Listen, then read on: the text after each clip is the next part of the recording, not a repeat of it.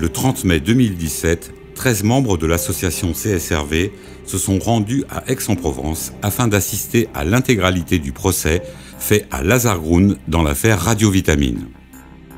Pour rappel, Lazare Groen, le propriétaire de Radiovitamine, a été très lourdement condamné en première instance à Toulon le 25 avril 2016 à l'issue de l'information judiciaire ouverte suite à la plainte déposée le 25 mai 2010 par son frère Salah Groen. Lors de l'audience du 30 mai 2017, les membres de l'association présents ont assisté à l'évocation des conclusions de 4 procédures d'enquête qui ont pourtant toutes fait l'objet de sérieuses manipulations dénoncées depuis janvier 2012. Comme vous allez le constater, ces manipulations sont révélatrices d'une incroyable machination judiciaire. En effet, le 30 mai 2017, à l'ouverture d'audience, une magistrate de la Cour d'appel évoqua les conclusions d'une procédure d'enquête ouverte suite à 2 plaintes déposées par Lazare en indiquant que l'enquête avait conclu que ces plaintes étaient des contrefeux. La première, datée du 18 juin 2010, visait des faits de vol de documents. La seconde, datée du 9 juillet 2010, pour des faits de menace par écrit de commettre un crime et détention d'armes de poing prohibées. Ces 2 procédures mettaient en cause nommément Salah Groen. Elles furent traitées conjointement dans le cadre d'une seule enquête de la Sûreté départementale sous le numéro SD 10 11 563. Cette enquête a fait l'objet, entre le 2 et le 4 août 2010, d'une incroyable mécanique d'inversion dont vous allez découvrir les ficelles techniques. La procédure d'enquête numéro 10 11 563 fut ouverte contre Salah Groen comme cela figure dans la marge des premiers procès-verbaux. Subitement, le 2 août 2010 à 9 h, un nouvel OPJ intervient dans la procédure et modifie dès son premier procès-verbal la mention « contre Salah Groen » en la remplaçant par la mention « contre la même ». La formule « contre la même », qui ne signifie rien a priori, a pourtant un intérêt très précis. Elle permet d'inverser la procédure 10 11 563 pour la retourner contre le plaignant Lazare Groen sans avoir procédé à la moindre investigation matérielle des faits dénoncés. En effet, l'officier de police judiciaire Gaillac auditionnera entre le 2 et le 4 août 2010 exclusivement les 4 témoins et associés du mis en cause Salah Groen, cités dans une autre procédure, numéro 10 18 117, de Salah contre Lazare, puis établira le 4 août 2010 un rapport d'enquête de 6 pages qui consiste uniquement en un résumé des déclarations des associés de Salah.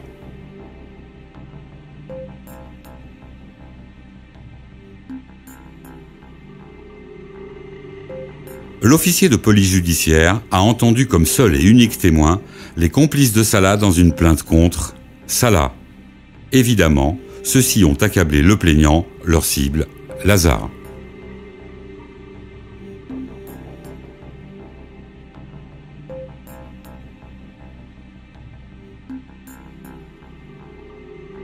Plus tard, lors de la même audience du 30 mai 2017, Monsieur l'avocat général évoqua la condamnation pénale qui fut infligée à Lazare en 2012 suite à une autre manipulation d'enquête. En effet, le 3 juillet 2010, Sarah, associée et complice de Salah, déposait une plainte pour violence présumée contre son frère aîné Lazare. À l'appui de sa plainte, Sarah fournissait un certificat médical faisant état de 3 jours d'ITT, 0 jour d'arrêt de travail et aucune marque de violence. Le 17 septembre 2010, l'officier de police judiciaire en charge de la procédure fut contacté téléphoniquement par un membre du parquet de Toulon qui lui ordonna d'effectuer une jonction de cette procédure avec la plainte en dénonciation calomnieuse déposée par Lazare contre Sarah, ainsi que de le tenir informé des auditions qui seraient effectuées. Monsieur Besson devint instantanément, par l'effet de cette jonction de procédure, le directeur des 2 enquêtes. Ainsi, le 6 octobre 2010, après l'audition de Lazare entre 9h et 11h, l'OPJ, agissant conformément aux instructions qu'il avait reçues, appela Monsieur Besson afin de l'informer de l'audition. Monsieur Nicolas Besson commettra alors un acte impensable, en totale contradiction avec ses fonctions et son serment de magistrat. Un acte dont les conséquences seront absolument dramatiques pour Lazare Groen et pour Radio Vitamine. Monsieur Nicolas Besson ordonna à l'OPJ chargé de l'enquête d'aggraver artificiellement les faits en altérant le nombre de jours d'ITT pour les passer de 3 jours à plus de 8 jours d'ITT, parfaitement imaginaire. Cette altération des faits permit ainsi à M. Besson d'ordonner le renvoi de Lazare Groen devant le tribunal correctionnel, ce qui n'aurait pas été possible sur le fondement de 3 jours d'ITT. Rappelons qu'en France, le code pénal prévoit que les faits de violence ayant entraîné moins de 8 jours d'ITT soient traités comme des contraventions, alors que les faits de violence ayant entraîné plus de 8 jours d'ITT sont traités comme des délits devant le tribunal correctionnel, ce que M. Nicolas Besson, en qualité de magistrat professionnel, n'ignorait aucunement. Ainsi, ce sont bel et bien les résultats de ces 4 procédures manipulées en 2010 qui furent évoquées à charge contre Lazare Groen dans son curieux procès en 2017. Pour quelles raisons ces procédures ont-elles subi ces manipulations ? Il est évident que ces manœuvres visaient à un objectif, mais lequel ? Décryptage. Entre le 16 et le 17 septembre 2010, ce ne sont pas moins de 6 procédures d'enquête préliminaire qui furent traitées par le même membre du parquet de Toulon, l'ancien procureur adjoint, M. Nicolas Besson. Afin de comprendre les motivations de ces manipulations d'enquête, intéressons-nous au schéma d'ensemble dans lequel elles s'inscrivent. Le 16 septembre 2010, M. Nicolas Besson procéda, par une mention manuscrite sur le faux rapport d'enquête Gaillac, au classement sans suite de 2 plaintes de Lazare Groen, l'une pour vol de documents, l'autre pour menace par écrit de commettre un crime et détention d'armes prohibées. Les conclusions du faux rapport d'enquête Gaillac furent ensuite transmises à l'OPJ en charge de la procédure financière numéro 10-18-117, ouverte le 16 septembre 2010 par le même Nicolas Besson contre Lazare Groen. Ce sont ainsi 3 procédures d'enquête préliminaires qui furent traitées le 16 septembre 2010. Le lendemain, le 17 septembre 2010, c'est à nouveau M. Nicolas Besson qui contacta téléphoniquement l'OPJ en charge de la plainte de Sarah Groen pour lui ordonner de faire renvoyer Lazare devant le tribunal correctionnel par voie de COPJ, alors qu'il n'y avait que 3 jours d'ITT qui auraient dû être traités par le tribunal de police dans le pire des cas. Le même jour, M. Nicolas Besson requit également l'ouverture de la procédure 10-22-001 concernant la plainte de Lazare visant les faux statuts d'ATC, des faux produits en justice afin de se faire passer pour un associé de la radio. Cette plainte fit elle aussi l'objet d'un traitement très singulier, puisque malgré une enquête diligentée le 17 septembre 2010 sous le numéro 10-22-001, l'OPJ en charge se contenta d'écrire sur son rapport d'enquête: conformément aux instructions reçues, l'examen des faits dénoncés par M. Lazare Groen contre son frère M. Salah Groen dans la plainte pour faux, usage de faux et escroquerie au jugement était différé. Ce sont donc à nouveau 3 procédures qui furent traitées le 17 septembre 2010 par M. Besson. Voici le schéma de synthèse qui permet de percevoir l'impitoyable mécanique procédurale infligée à Lazare, avant même le début de la première investigation matérielle. Le 14 octobre 2010, dès l'ouverture de l'enquête financière 10-18-117, suite à la plainte de Salah, Lazare était d'ores et déjà qualifié par le faux rapport d'enquête Gaillac comme l'auteur de malversations, déposant des plaintes contre feu pour se couvrir. De surcroît, l'officier de police judiciaire indique à tort que Lazare se trouvait pris dans une guerre de succession pour le contrôle de radiovitamines, non pas avec des associés, mais avec des salariés, à savoir Salah, Sarah, Nadia Groun et Vincent Lantéry. Plus fort, Lazare s'est vu considéré, à compter du 6 octobre 2010, comme l'auteur de violences contre une jeune femme qui s'avérait très opportunément être la gérante de la société visée par l'enquête.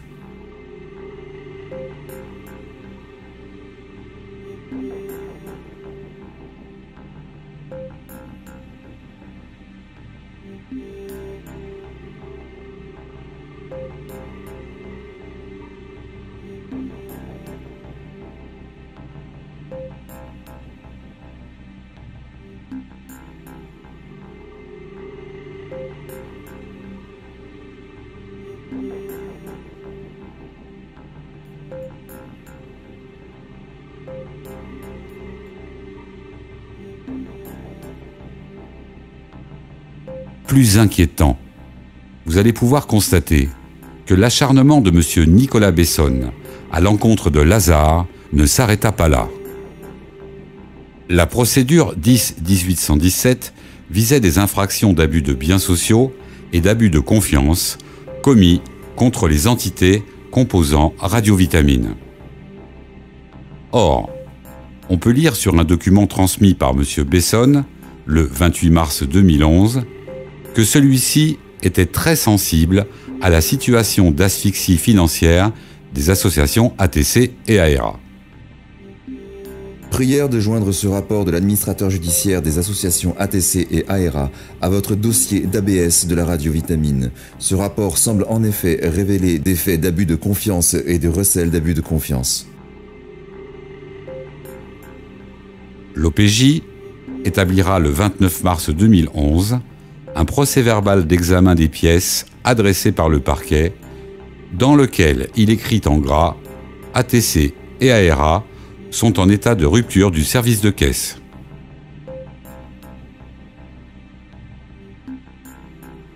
14 jours plus tard, la vérité fut enfin révélée. L'administrateur judiciaire, Maître Douer, découvrit le poteau rose et dénonça Salah Groun et Vincent Lantéry avec force détail comme les véritables auteurs des détournements de fonds massifs commis contre ATC et AERA.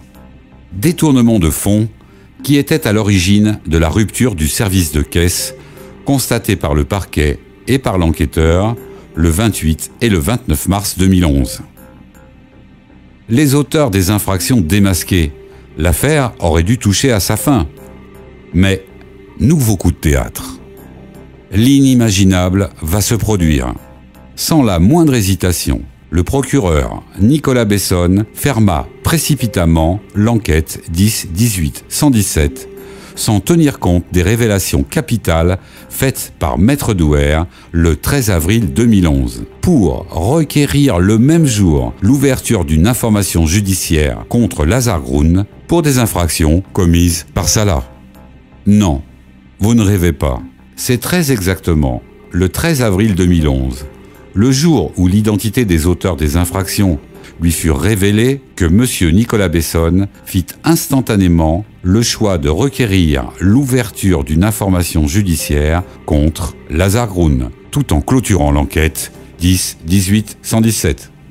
Ce choix eut l'avantage de dispenser M. Besson de devoir prendre en considération les conclusions du 13 avril 2011 de Maître Emmanuel Douer.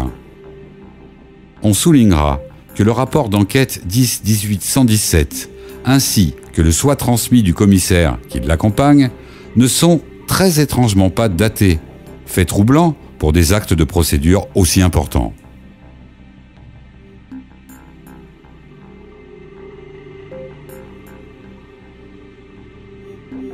On soulignera également que la procédure d'enquête contenait 2 versions de la plainte de Salagroun qui ne visaient pas les mêmes infractions. Une version d'archive de la plainte, certifiée conforme à l'original, fut tout d'abord adressée à l'enquêteur le 16 septembre 2010, au motif que l'original était introuvable. Puis, la version originale retrouvée fut transmise à l'enquêteur le 30 septembre 2010. Original de la plainte de Mohamed Groun dans l'affaire de Radiovitamine dont je vous ai déjà saisi la semaine dernière sous le même numéro parquet, pour jonction. Très étrangement, l'enquêteur enregistra les 2 versions de la même procédure sous 2 réquisitions distinctes, plutôt que de travailler uniquement sur l'original retrouvé.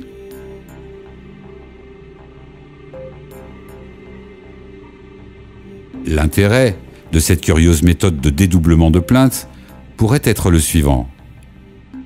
Selon le choix de Maître Douer, administrateur d'ATC et ARA, on pouvait envisager des poursuites pour banqueroute commises contre ATC et ARA en s'appuyant sur la version originale de la plainte.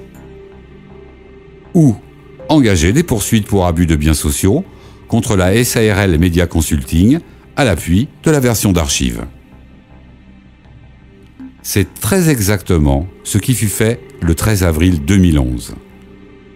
En effet, dans l'hypothèse où, entre le 29 mars et le 13 avril 2011, Maître Douer aurait placé les associations ATC et ARA en cessation des paiements, comme il envisageait de le faire et en avait informé le parquet, dans ce cas, M. Besson aurait nécessairement dû requérir l'ouverture d'une information judiciaire pour banqueroute contre ATC et ARA à l'encontre de Lazare. Le fait que Maître Douer n'ait pas déposé le bilan et qu'il ait accusé Salagroun a apparemment conduit M. Nicolas Besson à immédiatement fermer l'enquête pour solliciter, le même jour, l'ouverture d'une information judiciaire à l'appui de la version d'archives dont c'était manifestement la vocation. Après la dénonciation, le 13 avril 2011, de Salagroun et Vincent Lantéry, véritable auteur des infractions, le procureur adjoint Nicolas Besson s'est instantanément désintéressé du sort d'ATC et ARA, c'est-à-dire des sommes dérobées à Radiovitamine pour plus de 400 000 €.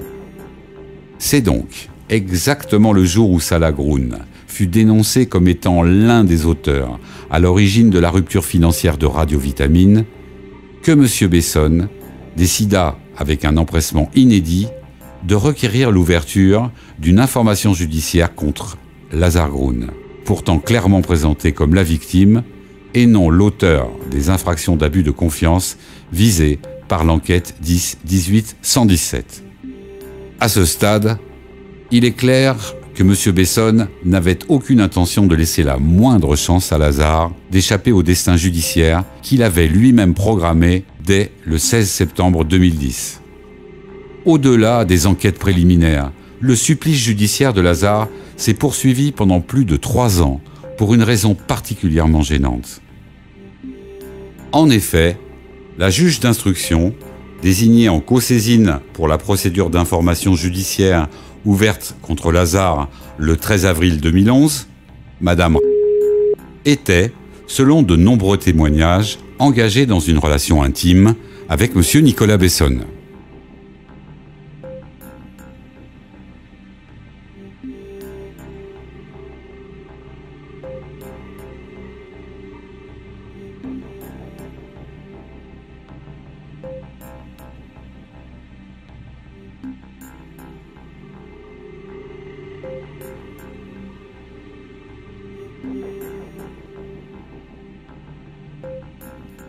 La partialité de la juge d'instruction ne sera guère difficile à révéler, puisque celle-ci a jugé pertinent d'accepter, le 10 octobre 2012, d'instruire la plainte déposée par Lazare Groun contre son proche, M. Besson. Ce qui contraignit les avocats de Lazare à solliciter auprès du procureur général d'Aix-en-Provence le dessaisissement de Madame ainsi que le dépaysement de la procédure.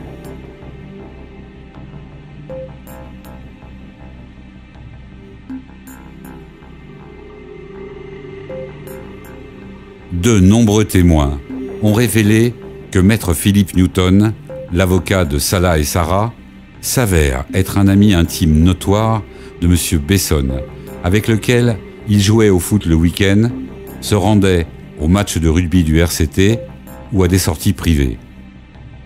Pris entre les griffes de maître Newton, ami intime de M. Besson, puis de Nicolas Besson lui-même durant les enquêtes préliminaires, et, enfin, pendant 3 ans d'instruction, entre les mains d'un juge qui s'avérait intimement lié à M. Besson, Lazare Groen, le malchanceux propriétaire du média régional tant convoité, Radio Vitamine, n'avait manifestement pas la moindre chance d'échapper au funeste destin qui lui était réservé par un groupe de personnes qui se connaissent bien et entretiennent des relations d'ordre privé régulières.